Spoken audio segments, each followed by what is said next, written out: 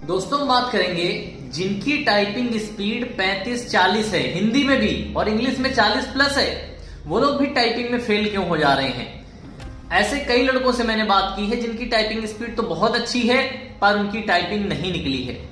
2-3 छोटी छोटी वजहें हैं। सबसे पहले तो वहां पर जाके आप वहां के कीबोर्ड को नहीं समझ पाते।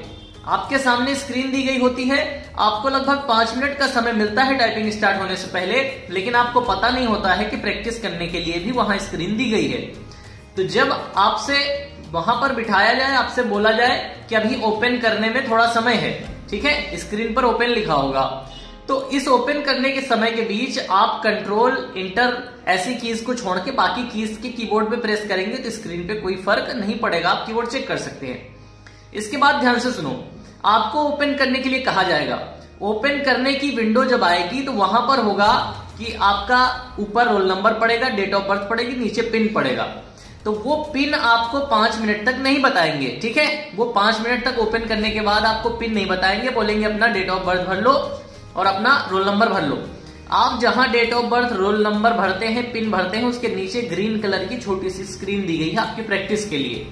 तो जब तक आपको पिन नहीं बताया जाएगा, आप उस ग्रीन कलर की स्क्रीन में जितना चाहे प्रैक्टिस कर सकते हैं, कीबोर्ड की हाथ सेट कर सकते हैं। साइड सीट की ऊंचाई और टेबल की ऊंचाई वगैरह भी थोड़ी देर में सेट हो जाएगी जब आप 5 मिनट उस हरी स्क्रीन पर टाइपिंग करोगे। उसके बाद आपको पिन बताया जाएगा, प्रोसीड करने को कहा जाएगा, इंस्ट्रक्शंस आएंगे, इंस्ट्रक्शन क्लिक करके फिर प्रोसीड करोगे तो आपको 1 मिनट का डेमो आएगा। आपको 1 मिनट के डेमो में हड़बड़ाहट नहीं करनी है, आपको 1 मिनट के डेमो में अपना हाथ सेट करना है कि कीबोर्ड में कोई कमी तो नहीं है या मेरे बैठने में या टाइप करने में कोई कमी तो नहीं है।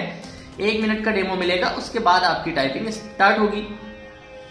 तो यहां पर एक चीज ये हो गई कि जिस बच्चे की स्पीड ज्यादा है वहां पर कीबोर्ड और सीट की वजह से नहीं कर पाता है तो वो कर लेगा।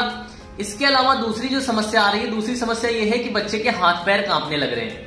जिनकी स्पीड 50+ है उनका भी एग्जाम सेंटर में हाथ कांप रहा है, पैर कांप रहे हैं, इस वजह से वो टाइपिंग नहीं कर पा रहे हैं। तो आपको ये चीज अपने आप को समझा के जाना है कि जीवन की आखिरी परीक्षा नहीं है, जीवन की आखिरी परीक्षा नहीं है, और अगर मैं इसे सीरियसली ज्यादा लेता हूं तो ये परीक्षा खराब भी हो जाएगी। वहां अपने आप को समझाते रहना है कि यार टाइपिंग देके देख लेता हूं, फाइनल का तो अभी पता नहीं है, नहीं तो अगली भर्ती आ रही है 3284, उसमें तो हो ही जाएगा। ज्यादा अपने आप को स्ट्रेस देने की जरूरत नहीं है, टाइपिंग नहीं हुई तो क्या होगा, ऐसा करोगे तो हाथ पैर कांप जाएंगे और आपकी टाइपिंग खराब हो जाएगी। 2 बातों का ध्यान रखना, पहले कीबोर्ड पे हाथ सेट करने हैं और उसके बाद घबराना नहीं है, अपने आप को समझा के रखना है कि अगली परीक्षा की तैयारी के लिए आया हूं, जरूरी नहीं है कि इसी में हो जाए, ठीक है। इतना अपने आप को समझा ले जाओगे तो आपकी जो सिंपल स्पीड है वो आ जाएगी। उम्मीद है इससे कुछ फायदा मिलेगा आप लोगों को।